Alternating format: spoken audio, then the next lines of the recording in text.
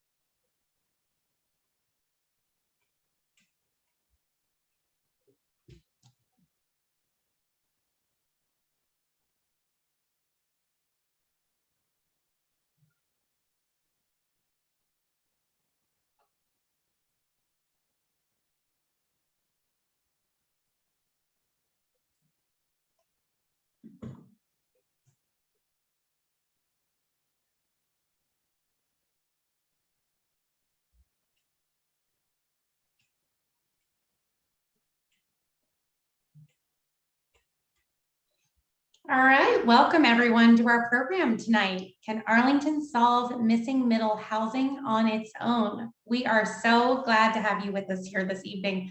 I have already been called out for my lighting being a little funny, so I am going to ask you to forgive me if my face goes in and out. It is when the sun sets at just this angle in my office, it's not a good look. So sorry for that in advance, but thank you for bearing with us here. My name is Hannah Dannenfelser, and I'm the chair of the Arlington Committee of 100, and I'm going to be your moderator for this evening. For those of you who are new to joining us this evening, the Arlington Committee of 100 is an all-volunteer organization with a mission to foster open and vigorous discussion of timely community issues. We are focused on providing nonpartisan information on the issues of the day to community members and community leaders. Before we lead into our program, we have a brief bit of business. We are going to conduct our annual meeting for this year. This is a very brief process that will include announcing our board slate. So please just bear with us for about 3 to 4 minutes while I go through that information. This will be one of the most efficient annual meetings you've ever been in. For this purpose, our nominating committee has recommended that our members elect the following slate of nominees as officers and directors of the Arlington Committee of 100 for the next year. They are on your screen: Hannah Dannenfelser, myself as chair, Jerry Laporte as vice chair, Lizette Arias as our secretary, and Timon Honda as our treasurer. As our directors, Michael Anderson, Taylor Blunt, Jeannie Broyhill, Link Cummings, Patrick Hope, Lynn Jewell, Wilma Jones, Scott Pedowitz, and Daniel Sanchez. It is and John Feistad. I'm so sorry, John, you were on my next page. I do want to particularly point out Taylor Blunt and Wilma Jones and Daniel Sanchez. They are standing for election as new directors. If you are on our distribution list, you received a brief summary of their qualifications as part of the notice of this meeting. The other candidates are all standing for re-election. I also want to thank our board members who are continuing on for the upcoming year. When you come to our programs, you may not see the behind the scenes of what incredibly strong board we have running the show. We have some of the smartest, most passionate, and well-informed people that you can find in Arlington. Each person on our board is heavily committed to local community issues and brings a long history of experience and knowledge, and I'm really honored to be serving with each one of them. I also just want to share for a moment about our 3 new board members. This past year has been incredibly successful for our organization. You may have heard me say in previous months, we went from a distribution list of a few hundred people to about 1,600 now, and our programs have more attendance in each month of this past year than really in any year in our recent memory. As we move into the post-pandemic, we know it's really critical to our mission to continue living that mission by reaching a broader audience. Our base of supporters is really loyal, and we've heard from you too that you want more ears and more voices at the table. So we're so excited that each of these new board members brings really fantastic skills that we were looking for, that we needed on our board. They have new backgrounds that are going to really bring us to the next level, and they have networks that we want to be a part of. And so we are just so grateful to each of them for being willing to serve with us. They would be a great addition to any organization, so we're really glad to have them. I also just want to give a shout out to Brian Marrakeen. He is rolling off of our board this year for an exciting opportunity. Many of you know Brian as a former chair of the Committee of 100. He was sitting in this seat a few years ago, but you may not know how much work he's done behind the scenes for us. He's been a critical voice in strategic conversations. He has important feedback for our program development, and he's also willing to roll up his sleeves and get a ton of work done for us to push our programs out. He has an exciting opportunity to do an accelerated master's program at Georgetown for the next year, and he'll be heavily concentrated on that. I promise you, I am begging him to stay connected with us because of the huge value he brings, and luckily he's been very amenable to my pleas so far. So thank you, Brian. Since we're under some constraints because of our virtual format, I'd like to move and second that the nominating committee slate be elected by unanimous consent of the committee of 100 members attending this meeting. If any members of the committee of 100 wishes to object, please email info at arlingtoncommitteeof100.org before the end of this program. Again, that's info at arlingtoncommitteeof100.org before the end of this program. You can also see that email address on our website. If no member raises an objection before the end of the program, we will consider the slate as elected. And I'll make an announcement at the end of the program about whether we've received any objections from members.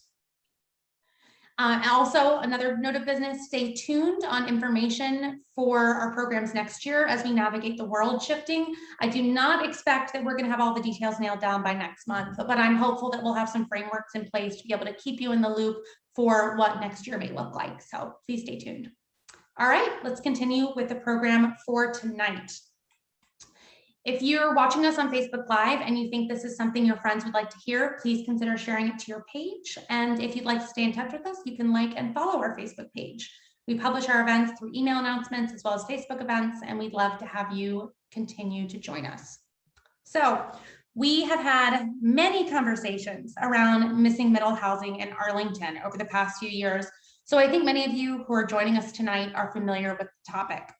There was a really helpful recent article in Arlington Magazine called The Missing Middle that gives some background information to help you get up to speed if this is a newer topic to you. Shout out to Greg Hamilton, our friend over at Arlington Magazine, who made sure that was on our radar. So thank you for that. A few key highlights I just want to pull from that article to catch you up. The term missing middle was coined by California architect Daniel Paralek, and if Daniel is in the audience, I apologize, but I think I just mispronounced his last name. It describes essentially all of the different housing types that can be found on the spectrum between single-family detached homes and mid to high-rise apartment buildings. So examples of that are duplexes, triplexes, fourplexes, row houses, and more.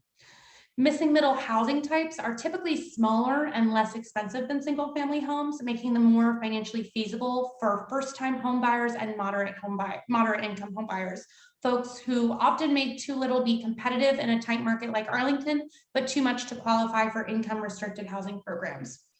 And those modest housing types are largely missing in Arlington, hence this conversation that is going on throughout Arlington, and especially tonight. According to the county data, 24% of Arlington's 100,000 housing units in 2019 were single-family homes.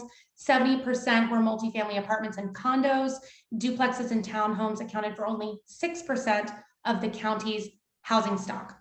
So I just pulled that. That all comes straight from Arlington Magazine and with some really helpful content. So Arlington County government is currently going through a multi-year study on missing middle with implementation projected for 2022 and 2023. So far, they've collected community feedback to get a shared understanding of the problem. Currently, they're collecting feedback on what types of housing to study. If you are interested, we've supplied a link in the Zoom chat to the survey from Arlington County.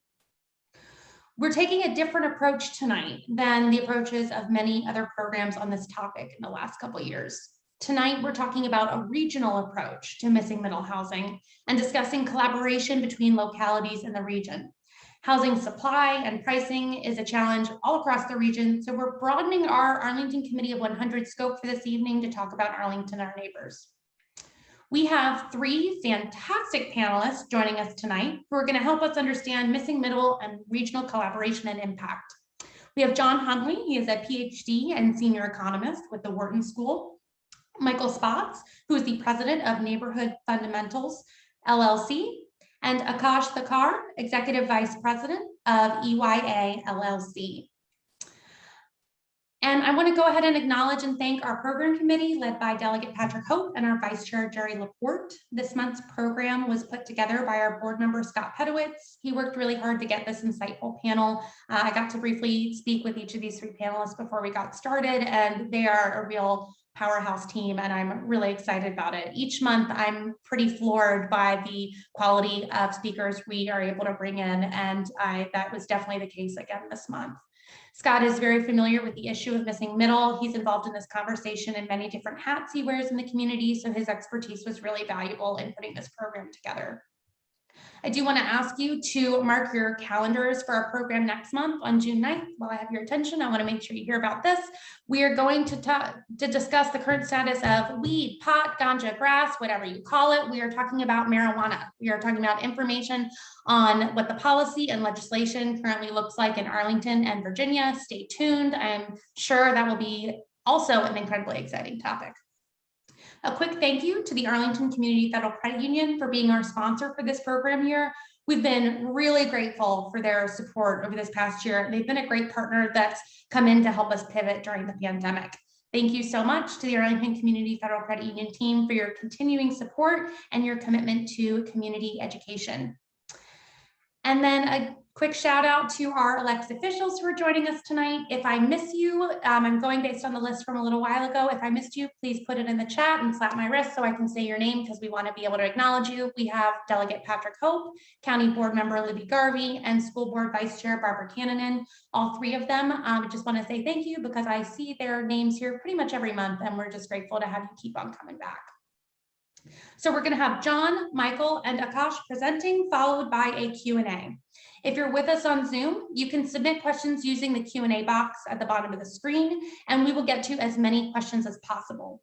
We won't have time to get to them all, but I'm going to do my best to get as many in as I can. I encourage you, keep your questions concise, ask them in the form of a question to increase the likelihood that I am able to ask your question. And I know I am talking very fast. I'm trying to get us to our speakers as quickly as possible. We are finally ready for our speakers. John Huntley, who I'm so excited to introduce.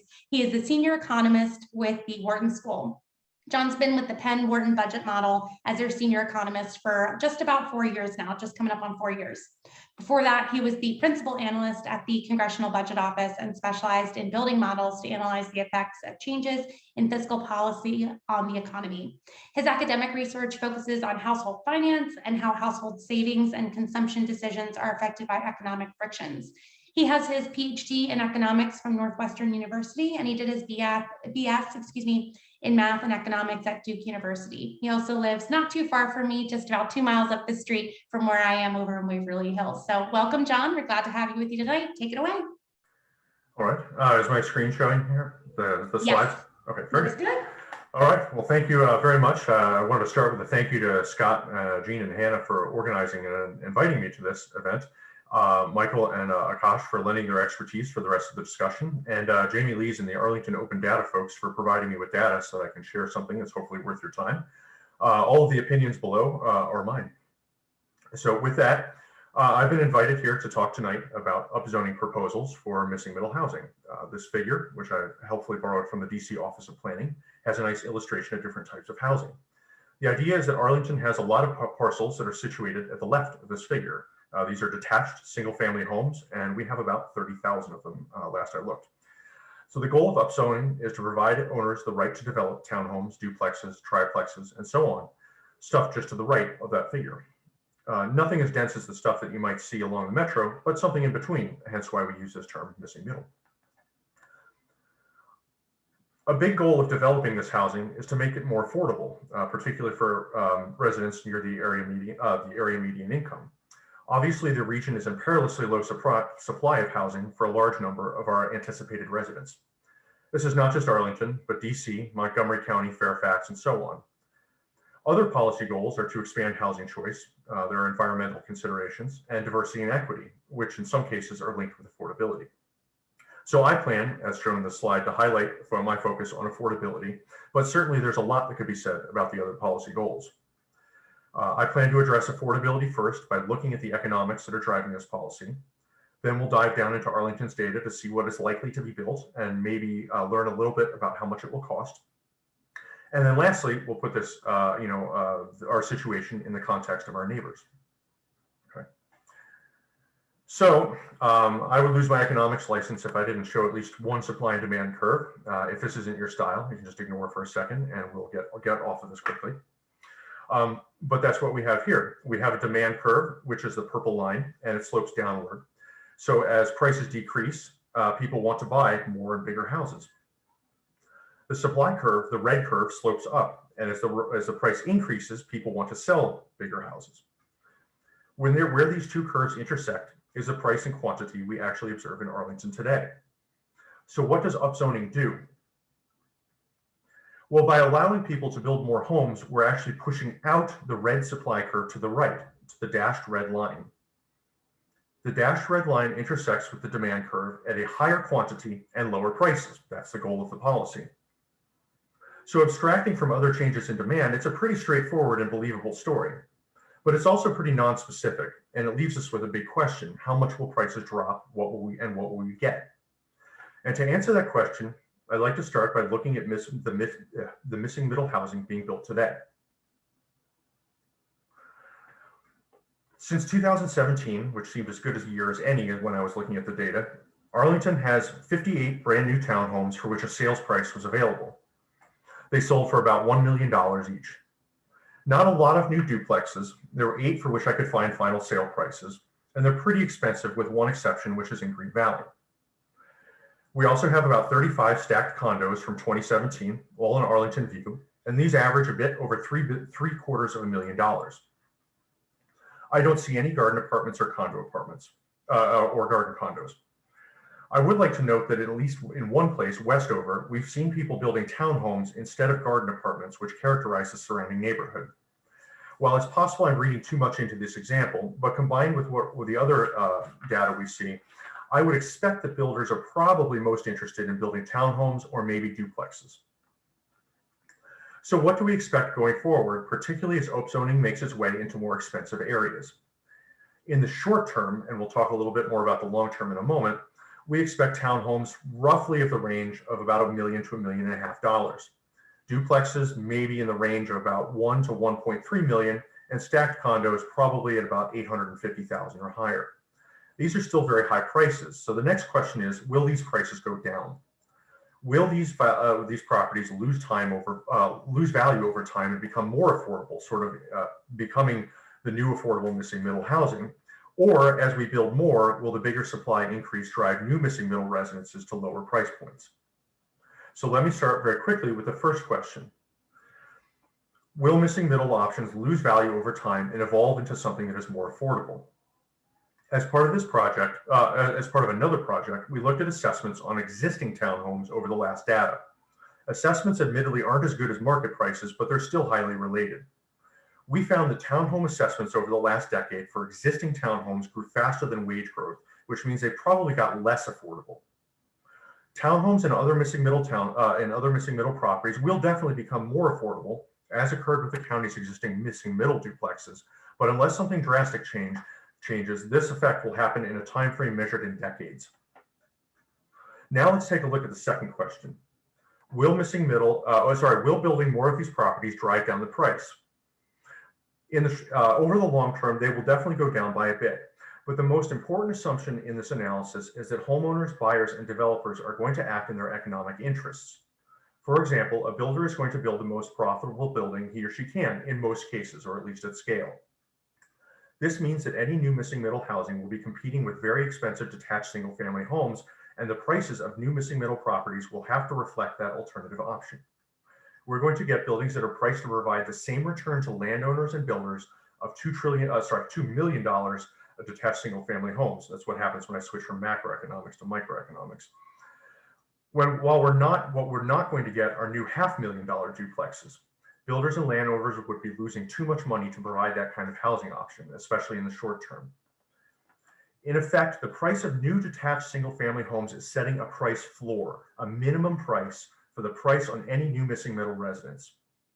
Moreover, if missing middle housing takes hold at scale, it will make single-family homes scarcer, which will increase their prices and admittedly slowly raise this price floor. About a year ago, I used this approach to estimate the maximum conceivable price for a new duplex in every civic association. I concluded that even under absolutely ideal circumstances, brand new duplexes in Arlington are still almost universally unaffordable to somebody near the area median income. So this price floor is going to limit Arlington's ability to provide affordable missing middle options. But let's see how this floor varies across different parts of DC by comparing the cost of new single-family residences in different jurisdictions. So we'll start with Arlington, and I'm going to show you the statistical distribution of assessments of new single-family homes. You can see the top of this distribution is located at about $1.6 million. And this is an assessment, which is actually a little bit lower typically than the sale price. So that nearly $2 million house provides a very, very attractive option to developer who might want to otherwise consider missing middle residences. And you can expect that missing middle construction will be priced accordingly. So how does this compare to our neighbor in Fairfax? Fairfax is the dashed blue line on top, also has a lot of expensive single new family homes, but they also have some cheaper options. So Fairfax is a much larger and more diverse market, so this isn't terribly surprising. There are a lot of new single-family detached dwellings there that are closer to and even below $1 million. Those houses provide a less attractive alternative, so the possibility there exists for missing middle to provide more affordable options, at least in the long term. So missing middle proposals are probably more likely to do for housing affordability there than in Arlington. In the red, we show the same information or similar information for Montgomery County. Wealthy areas of Montgomery County like Bethesda generate a share of expensive houses, but there's a lot more being built at a lot more affordable price points. In these areas, the price floor on missing middle housing is far, far lower than it would be in a place like Arlington, and it's something you can already see in their property listings. There are lots of affordable, recently built missing middle options scattered throughout Montgomery County, particularly in places like Gaithersburg and Germantown. One of the earliest adopters of missing middle upzoning is Minneapolis, and in this graph on the same figure with Arlington and Fairfax and Montgomery show the reason why this policy seems like a good fit for that city, at least judging by measures of affordability. You can see that a huge number of new homes assessed for under $500,000. Breaking that up two ways, such as a duplex, it's entirely possible that the developer could sell two $300,000 to $350,000 duplexes as an alternative, which would make a bigger impact on affordability and possibly even meet equity and diversity policy goals. So to conclude, in Arlington, housing will become more affordable, but it's probably going to benefit the 200 AMI plus median households. The high price of single-family homes creates a floor, which limits the ability of new missing middle construction to address housing affordability issues for the bulk of anticipated new residents.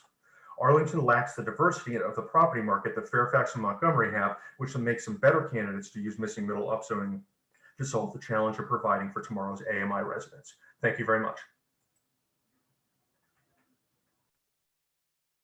Wonderful. Thank you so much, John. Really appreciate it.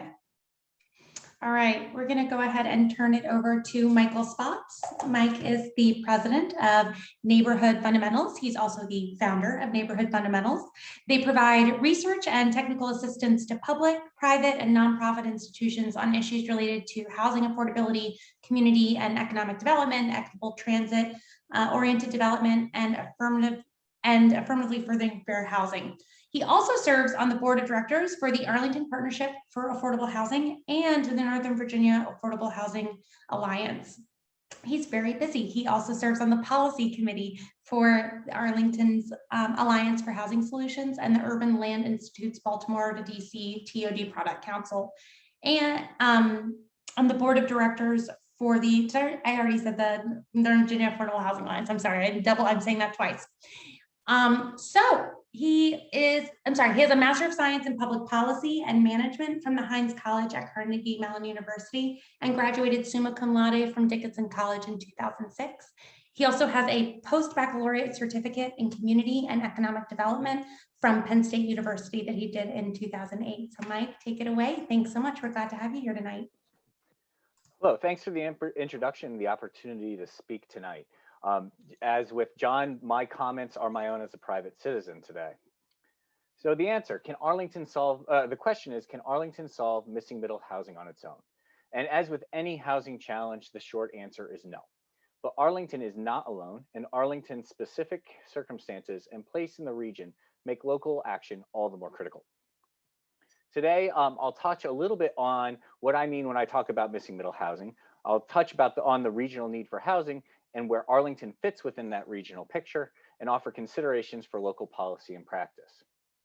As we talked before, we already addressed what missing middle housing is from a building form perspective.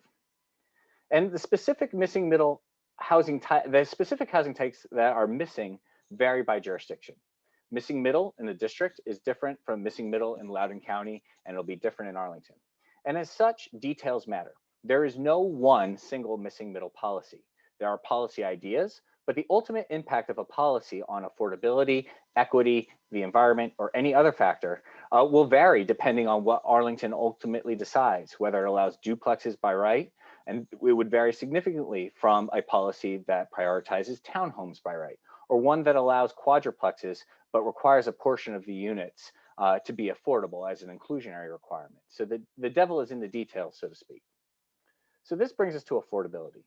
As we mentioned earlier, building form relates to, but is not the sole determinant of housing prices. However, newer missing middle housing types are typically lower cost than the alternative, which in Arlington is most often a complete redevelopment that pushes purchase prices well north of $1 million. Furthermore, missing middle types are often more conducive to rental housing, and lower per unit development costs can make targeted affordability policies financially viable. Finally, to clarify, allowing missing middle does not mean banning single family detached homes. We are talking about ending the practice of using government zoning policy to limit naturally more attainable housing types. And given the rate of turnover and market fundamentals, single family homes will continue to exist in Arlington for the foreseeable future. So this brings us to the purpose of today's conversation, Arlington's role in meeting regional housing needs. Even with the region's wealth, the DC metro area has elevated levels of housing cost burdens and a particularly low inventory of relatively attainable ownership units. Ownership barriers spill over to renters. Higher income households spend more time in the rental market, either by necessity or choice, and they compete for housing with households with lower incomes, driving up costs and limiting availability. Affordability challenges are partially, though not wholly, attributable to supply constraints. The literature on supply is always evolving, but the fundamental takeaway is that in areas where the population is growing, supply matters. New supply alone cannot solve every affordability challenge. However, if you don't add housing for a growing population, the problem gets worse. And that's because people need to live somewhere. Limiting development doesn't make those new households disappear. A more effective approach is to balance supply with targeted complementary policies to address deeper housing challenges, such as affordable housing preservation and rental assistance. Where does missing middle fit into this? And it depends on neighborhood context and policy detail. However, it's important to look at where developers are able to build. At a high level, if you prioritize significant new market rate supply in areas where there are lots of low-income renters, which is our current paradigm, you concentrate the impacts of that growth, both positive and negative, in those areas. Allowing more growth over a broader area distributes demand and more effectively decreases the distributes demand more effectively and decreases the likelihood of concentrated impacts. So if we accept the premise that people need to live somewhere, we need to allow new supply. But where? The Metro Washington Council of Governments, or COG, coordinates transportation and urban planning efforts across the region with an eye toward infrastructure capacity constraints and the fiscal ability to increase this capacity. COG has identified a trend of significant underbuilding in recent years, contributing to a considerable housing shortfall. To address housing needs, our current development patterns simply don't cut it. Even if we build what the region's jurisdictions have planned for, we'll still be 75,000 units short as a region. There's a need in all jurisdictions and at all price points. And if we don't want to contribute to economically and environmentally unsustainable infrastructure sprawl, we need to concentrate that new housing in what are defined as existing activity centers or near high capacity transit. In terms of policy making to accomplish these regional goals, Arlington by no means stands alone. In some policy areas, it has led with ambitious policy. In others, it has lagged behind. Specific to missing middle, leadership is still needed. Montgomery County is perhaps furthest along, having completed a study and adopted some minor policy tweaks. They are also actively considering more ambitious legislation this year. But this brings us to the case for Arlington's leadership. In the interest of time, I'll limit the case to 3 interrelated topics: transportation system efficiency, affordability, and the environment. One regional objective is to more effectively use existing infrastructure assets as the region's population grows, reducing the need for and cost of system expansion. As such, it makes sense to facilitate growth in areas with jobs and strong transit access. The green areas on the map indicate the areas with the highest number of jobs within a 45-minute transit commute. You see that Arlington is one of several areas primed for location-efficient growth. However, what if workers can't afford to live in the areas with the best access? The green areas on these maps indicate areas with a higher proportion of affordable ownership units. And you'll note that there isn't a lot of overlap between this map and the transit map. The same geographic pattern holds for renters. And this isn't surprising, as Arlington has some of the highest median home sales prices in the region. And to put these numbers in context, let's compare average sales prices in Arlington to occupational wages using data from the National Housing Conference. The result is not pretty. None of the households in our sample could afford monthly payments for any ownership type. The top earning 2-income household would need to earn almost $300,000 more per year to afford a single-family detached home. Other housing types aren't particularly affordable either. They're technically out of reach, but the gap is low enough that one can at least envision a potential path to success for some households. These high barriers to entry can have disparate impacts on minority households who have faced substantial historical barriers to home ownership, such as redlining, and as a result are less able to tap into family assets or intergenerational wealth to assist in the purchase of a home. We've already talked about the proportion of Arlington County's housing stock that is missing middle, and that is in part related to zoning. And our current land use paradigm both limits the number and type of housing units, often concentrating negative impacts on low-income renters. The Westover example, where there was a tear down of garden-style apartments to create townhome development, happened because that was the area where you can build townhomes, and there wasn't additional portions of the county or sufficient other portions of the county where that type of development could occur. Instead, we're displacing some of the lower income residents of the community because we didn't offer that zoning typology in other areas where it is appropriate. A lack of housing in close-in locations contributes to the drive till you qualify effect. Growth happens in less accessible outlying parts of the region, and that has environmental consequences. And let's start with emissions. The map on the left side of the screen shows greenhouse gases using emissions per acre, which are higher in Arlington. And one response might be to limit development in Arlington. However, just as Arlington can't solve missing middle on its own, it can't solve climate change on its or air pollution on its own either. Again, people need to live somewhere.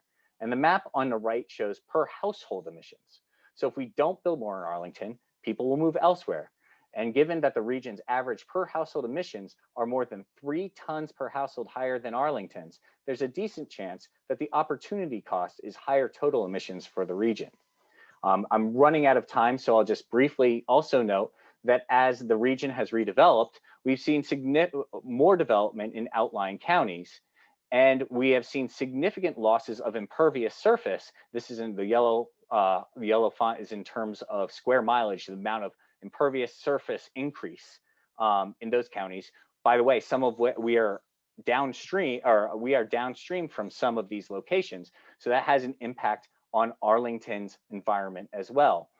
Same thing with forested area. We may, by limiting development, we may be able to save a tree here or there, but at the expense of potentially much larger acreage of forest loss in other jurisdictions. So moving forward, we have the opportunity to learn from what we've seen in other jurisdictions across the country while leaving a fairly blank slate to address Arlington-specific concerns. So if we're concerned about traffic, we can leverage infill development to improve bus service. If we want to prioritize equity and affordability, we can adopt an inclusionary policy that creates committed affordable units in exchange for density and focus on missing middle types that better serve persons with disabilities. And as for the environment, the options range from upgraded energy and stormwater retention codes to forward-thinking policies that proactively encourage public open space preservation. So I just want to close by saying that this is an important issue and Arlington can't solve it on its own, but it's something that we should do because it's good for the county and it's good for the region. Thank you. Wonderful. Thank you so much, Mike. I really appreciate that. All right, I'm going to pass it off to our third speaker, Akash Thakur, who's the Executive Vice President of Acquisition and Development at EYA LLC. He leads the acquisition efforts and manages new development projects through the sourcing, financing, and entitlement process. He serves on EYA's Partnership and Investments Committee and is a full member of the Urban Land Institute and a member of the Merit School Board of Trustees. He was a member of the Obama for American Finance Committee and the co-founder, along with his wife, of the Thakur. I'm so sorry. I realized I didn't ask how to pronounce your wife's last name. Can you help me with that? Sure, Galarakis. Thank you. Scholarship Fund from St. John's College High School. I have some friends who went to St. John's College High School, so that's great. I love that. He has a BS in accounting and political science from LaSalle University, and he holds an MBA and a master's in city and regional planning from Rutgers University. He's a native Washingtonian and resides in Washington, D.C. with his wife and 2 children. And you know what I didn't ask you before, did you go to St. John's College High School? I sure did. Yeah, class of 92. Yep. Very cool. That's wonderful. All right. Well, thank you so much for being with us here tonight, and I'll turn it over to you. Well, thank you so very much for your time. Akash Thakur, partner with the company EYA. First thing I want to say is thank you for the opportunity.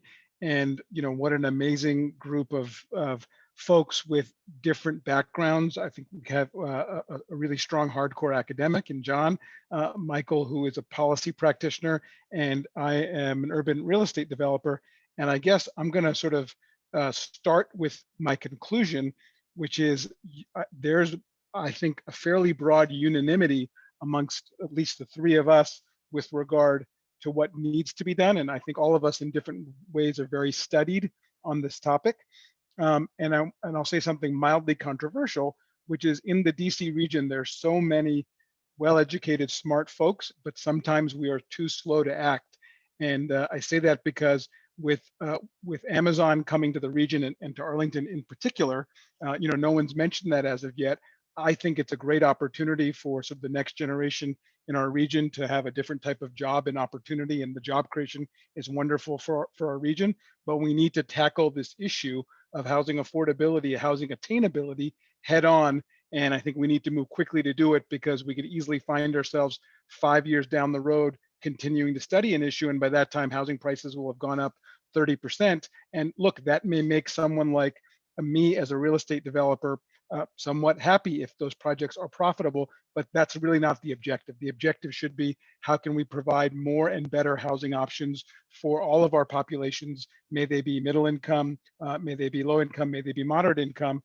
I think, you know, folks with a lot of money will always have plenty of housing options. So we need to, in my opinion, you know, change our focus and change it fairly quickly. A little bit about EYA. We've been around 30 years, and what I'm sharing tonight are my own opinions, but they are shared by the firm as a developer of housing, of all types of housing. We do serve higher end buyers, but we are very, very focused on what we call attainable housing, which frankly is missing middle housing. It's a real objective of ours. And, you know, we hope to be able to work with municipalities as we do today to try to implement that important objective. We've built over 7,000 units across the region, and we do a lot of what is constituted as missing middle housing. Urban infill townhomes, multifamily rental, mixed income housing are some of the things we do. These are pictures of missing middle housing. So, you know, giving you a little more realistic look at what these housing types might look like. And what is interesting is each of these could be developed on a single family lot. If you take a look at that fourplex, for example, it's situated on what looks to be a single family lot, but 4 families actually live there. there are side-by-side duplexes, there are townhouses. In my neighborhood in Chevy Chase, DC, I live in a single-family home, I admit it. You could put 3 townhouses on my lot with accessory dwelling units, which are units in the basement, and you would have 6 housing units on one lot. And I assure you that the price of each of those 6 units on one lot, or 4 units, or whatever they will be, just because of their size and because supply will be increasing, will be cheaper than what my single family home is worth. And what would that mean? And I'm going to use Chevy Chase DC as an example. It would mean more diversity in my neighborhood, more people in my neighborhood. When I say diversity, it's income, it's age, it's race, it's ethnicity, all of those things. And so while you look, again, I live in a single family home. I probably am an advocate of moving towards, something that is more diverse. This is a great quote I found in the New York Times. I'm a fan of this author, Farhad Manjoo, and I'm just going to let you guys read it. But the gist of it is, it's and the solution is so painfully obvious, it feels almost reductive to point it out. When we need housing affordability and more supply, make it legal to build more housing that houses more people. And I just think that's it's a reasonable way of putting it. And we as a society do have that power with regard to changing zoning in cases where we can do that, to allow more housing to be built on the same amount of land without, I think, to some of the other panelists' view, without making it high density. Arlington has done a wonderful job. And as I speak now, I'm speaking more regionally. Arlington has done a wonderful job along its metro corridors promoting higher density housing. Higher density housing, this is something that we haven't talked about yet, particularly concrete housing is very expensive to build, and it's also very well located close to metro. So while it is increasing supply, it is often quite expensive because of the amenities, access to metro, and the cost simply to build a concrete structure. If we can build some of this missing middle housing, the cost to build it is cheaper. And I agree with John's point that if you do it in a what I'll call half-hearted way, I don't know that there'll be significant changes. And so John pointed out, a 58 unit townhouse community at $1 million. So I might suggest that if there were 10 townhouse communities selling side by side against each other in Arlington, the price point might not be quite as high. The issue with building a new townhouse in Arlington today, which again, in all candor, EYA has done and would love to do, this picture on the right-hand side is an EYA townhouse in Arlington. But the challenge is there are so few of them that the prices of them are quite high. If there was more supply of them, and if they were smaller, if there were more to a lot, that would certainly help reduce prices. Again, given Arlington's attractiveness, I'm not sure that without public subsidy, you're ever going to get to a place where it addresses demand for south of 100% of AMI. Again, I think I'm agreeing with John. Arlington, by its nature, by its attractiveness, its proximity to jobs, its transportation system, it's going to be tough without public subsidy to really drive down housing prices, but significantly increasing demand, reducing unit size, I think could help. And one more thing I'll say is, I think as generations, I'd say younger than me, I'm 46, come up, the notion of a single family home may not be the be all and end all. And by that, I mean a townhouse or a stacked flat or a fourplex or whatever, where you have neighbors, where you might have shared space, shared outdoor space, where you may have predominantly less maintenance with numbers of members of the household working. All of those things are maybe different from yesteryear. And so sort of the reasons we might have built a lot of single family housing might have been for a different time, right? And I would suggest that housing types like the types we're talking about today, might be more appropriate for the buying population both now and in the future. So, how do you encourage missing middle housing?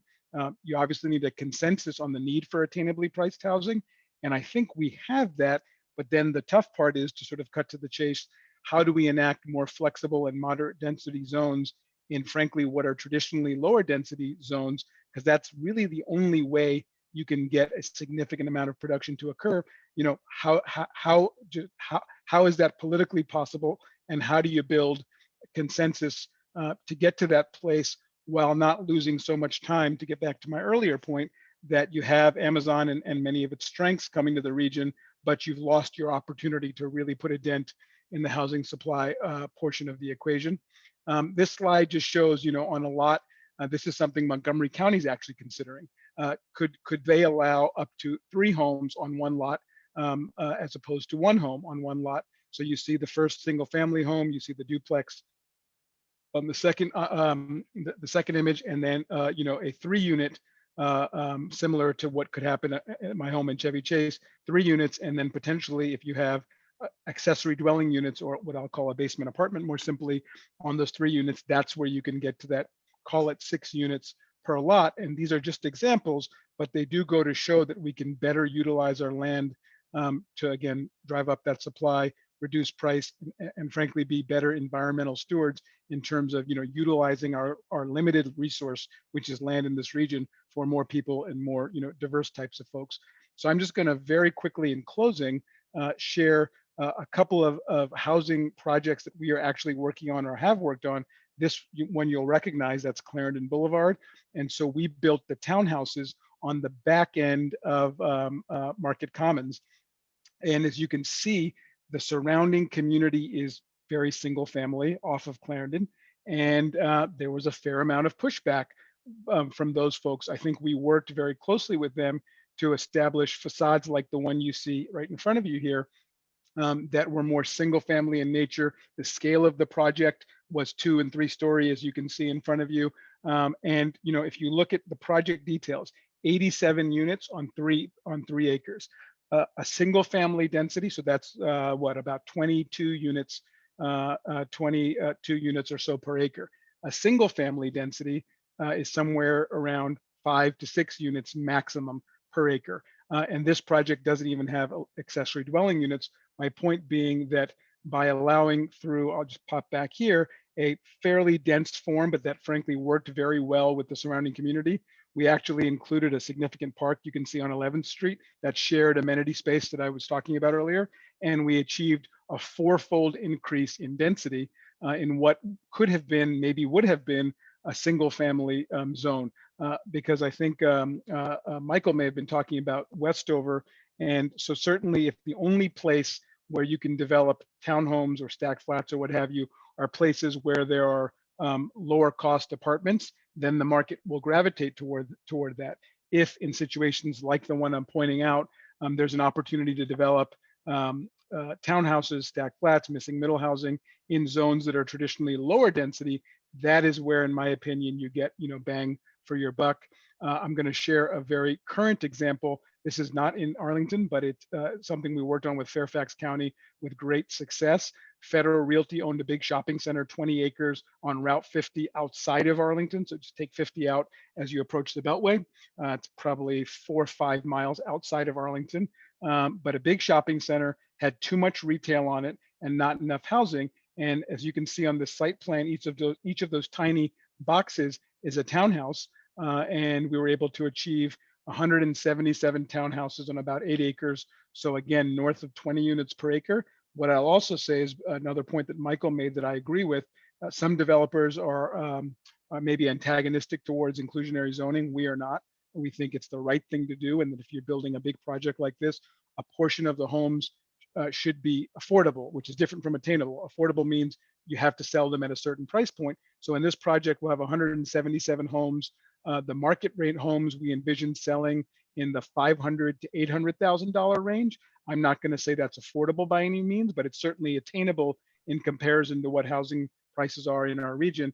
And then on top of that, you've got 22 of these homes, which will sell for about $300,000, which are part of Fairfax County's inclusionary zoning or IZ program. So again, Akash, projects like, I'm just gonna give you a quick time check.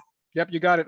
This is my last 2 slides. So the last one I'll share is another project in Fairfax County, Mosaic District. We were part of that larger project, which I imagine some of you have been to. But again, a very dense project, 137 townhomes on less than 4 acres. So that's somewhere around 25 units to the acre.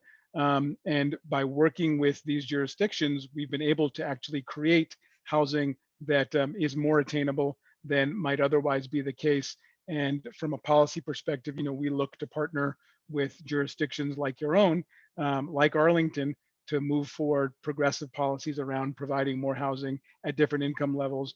And in turn, we'd like to be part of the solution to this issue, not part of the problem. So I'll stop there. Really appreciate the time and looking forward to the Q&A.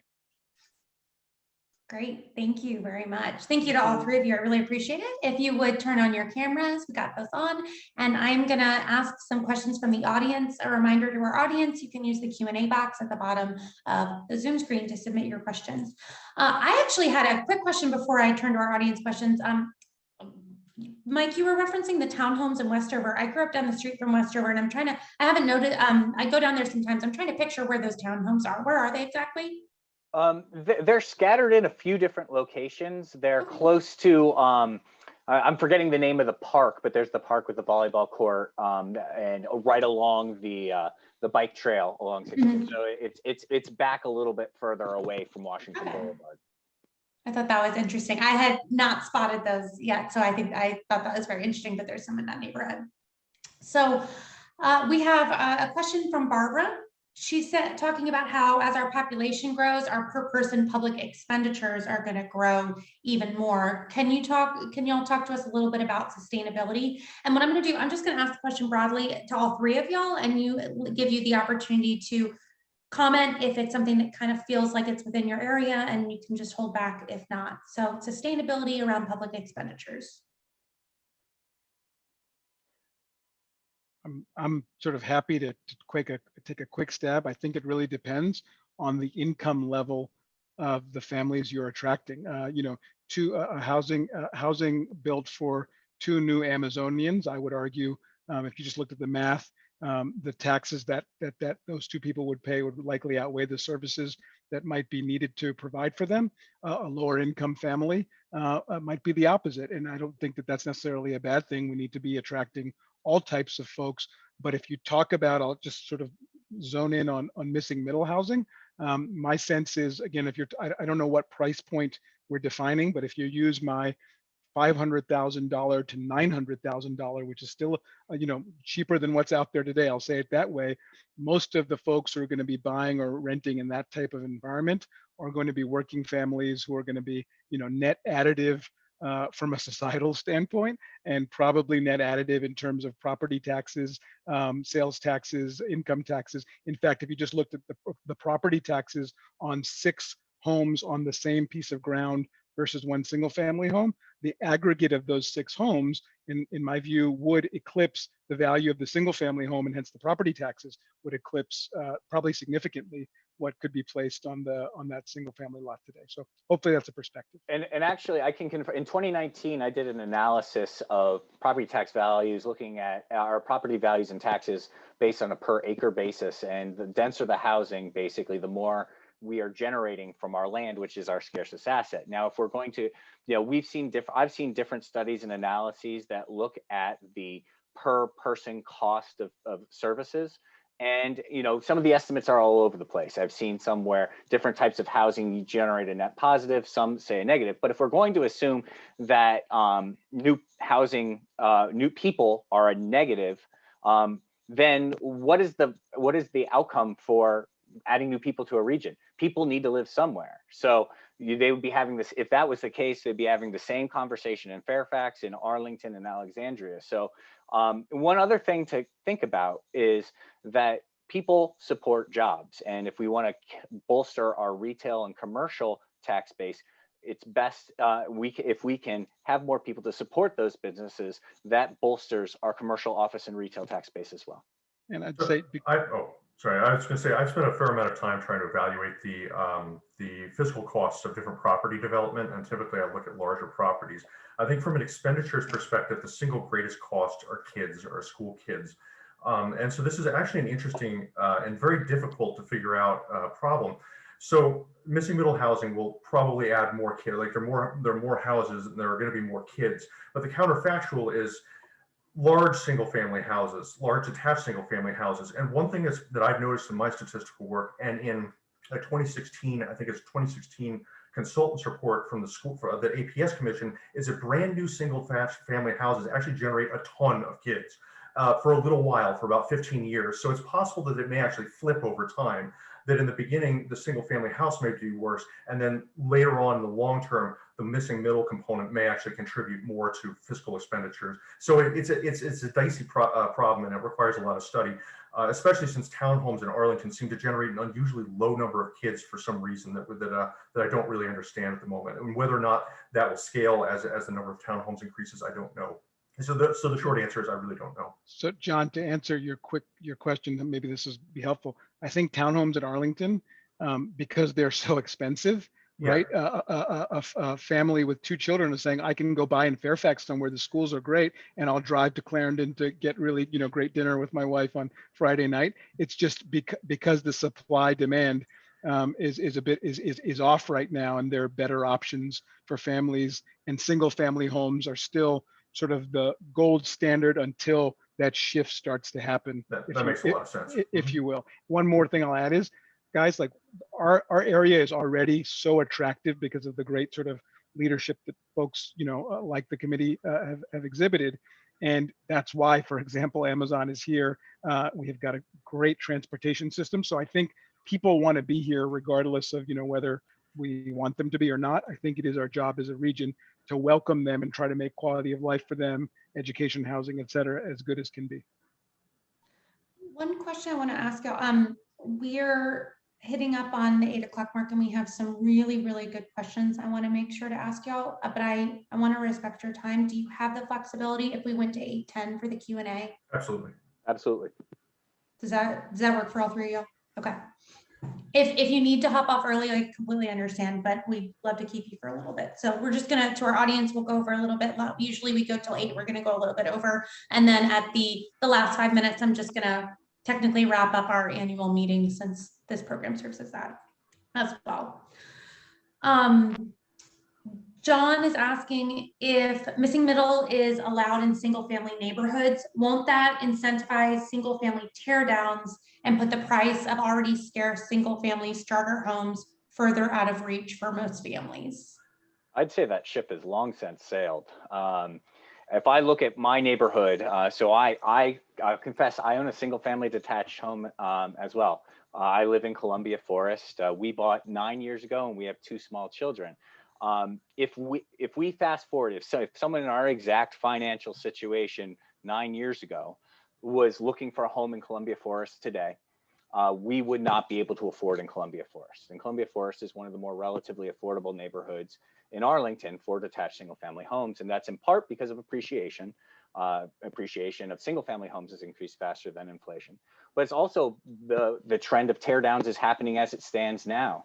I can point to lots of different examples in my neighborhood where homes that were selling 9 years ago for under $500,000 are now going for between 1 and 1.5 million in Columbia Forest. So I would say that trend is happening now. And personally, I think it's a better objective if we can, some people will still find it conducive to replace that what's now in this neighborhood a $700,000 home with a $1.8 million larger scale detached single family home. The neighborhood's changing already. But I would prefer personally, from my perspective, that to be, even if it's $2 million homes or 3 or 4, $500,000 to $800,000 homes. I've seen estimates of construction costs and land values that say that some of that type of building could theoretically be viable. So I would much rather, even though it's not technically affordable, I welcome the new neighbors into my neighborhood, and I'm hopeful that we can have at least an option for a path other than the $1.5 to $2 million McMansion, which is happening all throughout Arlington. My neighborhood's exactly the same place. I'll just sort of second the comment, Michael, but I'll also say, I don't know if this is the elephant in the room or not, but in the district, I'll speak to the district. I'll just be very candid. My neighbors would probably appreciate me taking their view. Most of my neighbors would say, we don't like that. We bought in this neighborhood because our homes are large. We have a decent piece of land. And while we're close to city amenities, that's what we paid for, and it's our right. And I guess my counterpoint would be, we live in an urban area, and, if we are a progressive society, things do change and evolve. And sure, when you bought your home, it was zoned a certain way. Why can't that change? 100 years ago, I bet my 7,000 square foot lot was likely on a 1,000 acre farm, right? But somebody had the idea to chop up that farm and build housing. And it's probably a good idea to sort of re-chop up my neighborhood in ways that are more conducive to modern living. Great. And then Elizabeth has a question. I'm going to start with Mike on this question, if you'd like, because I think this kind of gets at some of the things you were talking about. She's asking how communities justify increased density as good for the environment. She feels like those conflicts conflict, and was hoping you could explain that a little bit, and then I'll pass it on after that. Well, I can call back to some of the slides that I mentioned earlier, is that denser areas tend to have lower per capita emissions. They may have larger emissions, greenhouse gas emissions in the aggregate, but they have lower per capita emissions. Now, there's a lot of conflating variables around development patterns, car share, et cetera. But areas with stronger transit access, and we've seen with actual real data from the region, the per capita impact of an individual household on emissions is lower in areas that are served by transit, closer in, have shorter drives and commutes. And it gets, I'll say it over and over again, people need to live somewhere. So if they can't live in a close-in location, they move further out where they have to drive more. They have to use automobiles to meet a greater proportion of their daily needs. They might be exclusively commuting or driving cars for every single purpose. We may be able to save some trees in Arlington by restricting development, although I do see a lot of them cut down under the current zoning as houses continue to get bigger. But when the counterfactual is clear cutting an acre or 2 acres or 3 acres of forest in Fairfax County and Loudoun County, and even as far as you look at from a regional perspective, you look at what's going out in between Frederick and Montgomery County in places like Urbana and Gaithersburg, where there's large scale developments that are happening out in the exurbs, where you're cutting down a heck of a lot more trees than we have in we're cutting down in Arlington. And that has a major negative environmental impact. And we've seen it, I only had a chance to glance through it quickly because I was running out of time, but we've seen it, whereas Arlington has lost a very small share of forested area in recent years, and that's partially because it's already been fully developed. We're measuring the amount of forested area in Fairfax, Loudoun, and Prince William County in square miles. So I think that we have to look, we don't live in a vacuum. We can't build a wall around Arlington and pretend that our environmental conditions actually translate to these big global challenges like climate change, stormwater protection, environmental preservation. We can't just look at ourselves in a vacuum. John or Akash, do either of y'all want to build on that? Very quick comment. Let's just take Family X. They either buy in Arlington, in Michael's neighborhood, in one of these new missing middle housing projects that could be built, or they buy 10 miles away in Fairfax County. Now, presumably they want to live in Arlington because one or two or whomever in the family work in Arlington and want to be closer to where they work, which is a number one, from a developer's perspective, number one reason why someone buys a house is to be close to their place of work and amenities. So that's just that one family. Bring it down to the micro. They either live 10 miles away and they're driving in their car typically to get to work, or they might live a mile or 2 miles away in Arlington, which has a fairly good housing to jobs ratio, maybe better than other jurisdictions. So even if you look at it on a very sort of singular perspective, people want to be in Arlington. And so to the extent they can, and they want to be there because their jobs are likely there and the amenities are great, to the extent they can be closer to the things that they are going to, let's be realistic, particularly a family with kids are going to drive to, maybe electric bike to nowadays. But if they're closer to the things that they're going to utilize, you're getting cars off the street. And this is counterintuitive. You're actually, that's better for the environment. It also reduces traffic because you don't have that same family, driving into, from Fairfax to Arlington, for example. Yeah, the only thing I'd like to add is like I'd like to see sort of a, and hopefully this will come out during the process going forward, is some sort of comprehensive benefits analysis from the environment, because there are a lot of different factors, and definitely what Michael's and Akasha pointed out, driving is certainly one of them. We also have to consider, how our environment is going to respond to it. And other issues like stormwater. The environmental benefits are definitely there. I think at some point I'd just like to see to try to quantify them at some point. I think that'd be an interesting and worthwhile endeavor. I really have no idea how that would work out. Great. So William has a question. I'm going to take a couple liberties with William's question because I think I kind of have a sense of the angle he's going with it. I'm just going to reframe it a little bit. He's asking, and he says, given that Arlington is already much more densely populated than any of the other inner circle counties around DC, shouldn't those other counties take on more of the new residents rather than expecting Arlington to increase its taxes even more? So I think what he's, and this is where I'm going to take a little liberty here. I think what he's asking is this our responsibility? I think that's ultimately where he's going with it. Is this Arlington's responsibility to have this conversation, or should it be, should our neighbors be having this conversation more? I'll start. I mean, if we're a society, it's all of our responsibilities. Anyone could take that exact same position. I see the point, which is I think Arlington is more dense. Arlington is more dense because it has better access to public infrastructure, which wasn't funded solely by Arlington, but funded by our region, the Metro Rail system, which has resulted in the density that Arlington has, along with its proximity to DC and its own job base. So Arlington has the jobs in proximity, which result in its density and which result in its attractiveness.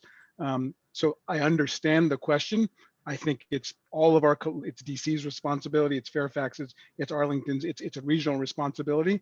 I don't know that I necessarily agree with the raising taxes. I don't think that's the case. I actually think you'll find, if you look at the District of Columbia, as it got more dense, its tax base went up drastically. So again, we are not talking about, not that there's anything wrong with it, but this conversation is not talking about low income housing, which probably does have a negative effect on tax base given services to incomes. But missing middle housing, I think it's a net positive, probably tax-wise, and John and Michael could maybe add to that, but it's certainly a positive, you know, from a societal standpoint, from a diversity standpoint, from, in my point, a vibrancy standpoint, as someone who enjoys urban living. We've just got about 3 more minutes, so I'll give you a minute. Quick responses. Sorry, I'll just say, I would say it's both. I mean, Arlington, it was the Council of Governments set those regional goals for every jurisdiction. Every jurisdiction has a role to play. If I was talking in Fairfax County, and to be clear, Fairfax County, Montgomery County, even Loudoun County, they're all having major conversations about how and where to add new housing supply, and they are getting serious about it. Now, if I'm in Fairfax, I'm talking about locating near major bus corridors, the existing transit stations, the new Silver Line, which is what they're prioritizing. Getting to that job access, that transit question. So it's a little different in the larger jurisdictions, but by all means, Fairfax County, Montgomery County, Prince George's County, Alexandria, we all need to be adding new housing. John, any concluding remarks? Yeah, I mean, I study a lot of this stuff to try to just understand what what's going on, as opposed to making a judgment about whether, we should be, adding housing relative to our neighbors. But the one thing that I would like to say is that it's certainly really important to look at a very micro or very detailed level at the fiscal effects of locating properties in different types of properties in different places. I mean, when I run my model, I can see a very clear difference in building an apartment, in certain areas of Arlington compared to other areas of Arlington. It's just, it's a composition of people who move there and the services they demand, and the infrastructure requirements of supporting the different populations. So it's kind of hard to say that there's a one size fits all solution to housing in Arlington. And I hope that that's something that we'll investigate as the process moves forward. Maybe missing middle is more appropriate for certain neighborhoods, whereas high density or other alternatives are an option for alternative locations. And that I don't think that a single solution is going to fix any of our problems over the long run. Great. Well, thank you. I'm going to go ahead and wrap us up here. For our attendees, if you could stick with us for just a couple more minutes before we conclude. I have a couple thank yous, but we also are going to conclude our annual meeting. So, and I do want to remind everyone to register for our program next month, which is going to be discussing marijuana legislation in Virginia. Take a look in the chat for the program, for the link on June 9th. Thank you so much to our panelists tonight. We're so grateful to have you here. I really learned a lot. and I know a lot of folks did as well. I'm a homeowner myself in Arlington. I have a 2-bedroom condo along Lee Highway. I feel very, very lucky to have gotten it. And I know I have a lot of friends who are hoping to either are homeowners currently or hope to become homeowners in the future. So this is a really valuable conversation that I know a lot of people in my network, a lot of family, a lot of friends really care about a lot. So thank you for spending the evening with us to talk about it. I want to do another thank you to our program committee for coordinating this program, especially Scott Pedowitz. If you want to watch the recording for tonight, you can like our Facebook page. This was being streamed live on Facebook, so the recording will be up there very soon. You can share that with your friends. If you aren't on Facebook, we do put the recording of this session up on our website. We are an all-volunteer organization, so I do not make guarantees for when that hits our website, but I expect it to be within the next couple of days, and you can point folks there. So if you see me looking off screen at points, I am not ignoring our speakers. I am coordinating in the background with Scott and Brian, who are helping us stay on track. So a big shout out to Scott and Brian. Thank you for that. And I'm also checking my email to see if we have had any objections, if anyone is just very unhappy with our choice of the board for next year from our nominating committee, and we are in good shape. So I have some comments I have to make for that. I'm pleased to report we do not have any objections to the election of the slate recommended by our nominating committee. So the slate has been elected. I hereby declare the annual meeting adjourned, and congratulations to the candidates on their election. I'm very excited to work with them next year. Thank you again to our panelists. Thank you for everyone who joined us tonight. We really look forward to seeing you next month.